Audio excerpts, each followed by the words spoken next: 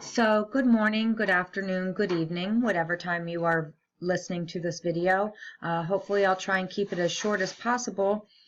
This is in lieu of us meeting face-to-face on Monday, March 13th. Make sure that you look over everything, and if you have any questions, please send me a note through Schoology.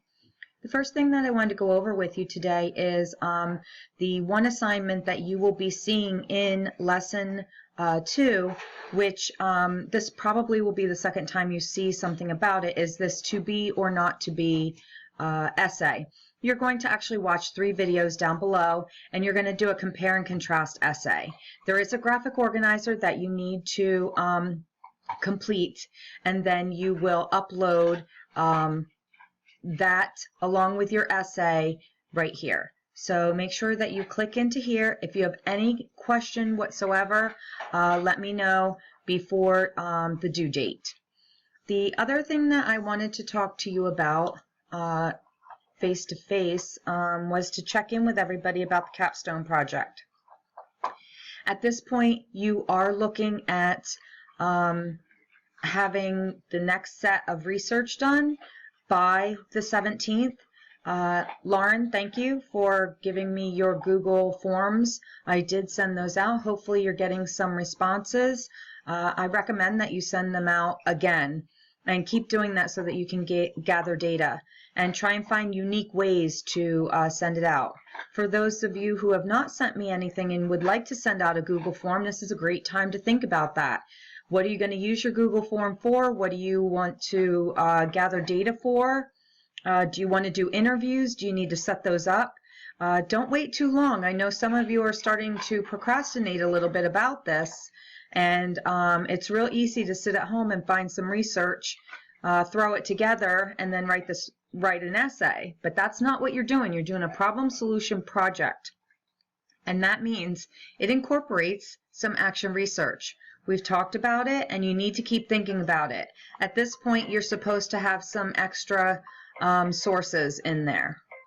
So again, make sure that you are, looking ahead and doing that. That's going to come about quicker than you think.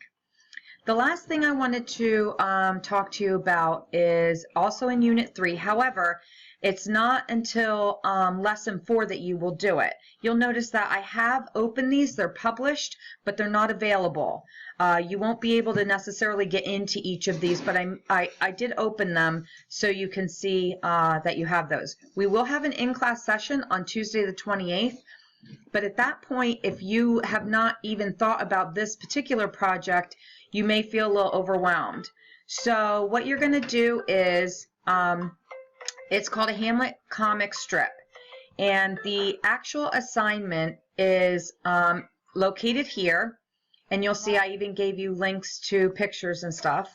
But the comic strip itself, you are making a comic strip, and I have some video instruction here. I have a little sample here. So what you're going to do is you're making it for the entire Hamlet play. It's not just one act. You'll see you need 5 strips, 1 for each act.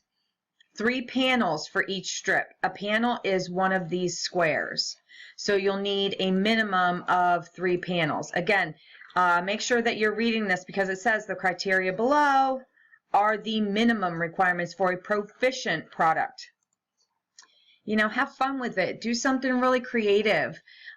This is meant to be more of a graphic idea, something more for kids. You've done a little bit of that in the first act where you were really narrowing down the language, so it's going to take a lot for you to do it. So I wanted to tell you now so that while you're reading, maybe you have a little notebook and you're kind of summarizing each act. Because from that summary of each act or each scene or whatever, you're going to have to keep narrowing that down. What's the most important stuff? Okay, so again, this isn't due until Lesson 4, and the actual due date isn't until March 31st. But right now, the reason we're doing this video conferencing right is because of my knee and I'm not in school. So we need to make sure to plan ahead so that it's not last minute and we don't have our work done. That's the reason for deadlines, and you want to make sure that you're keeping on top of everything. I am available, even though I'm not available to actually come to school and work for a few days. I am available via Schoology. Send me a note. I'll get to you as soon as I can with any questions that you have about the current lesson or about anything else that's going on. So hopefully I explained everything well, and have fun with it, and enjoy reading Hamlet. It is fun, especially the activity you're going to do this week. All right, have a great day.